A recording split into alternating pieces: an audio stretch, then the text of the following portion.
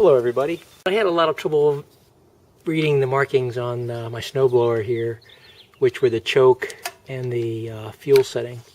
And you notice they're pretty visible right now. You see the choke symbol here, and right here you can see the on fuel. And my trick and tip to you is just get yourself a Sharpie.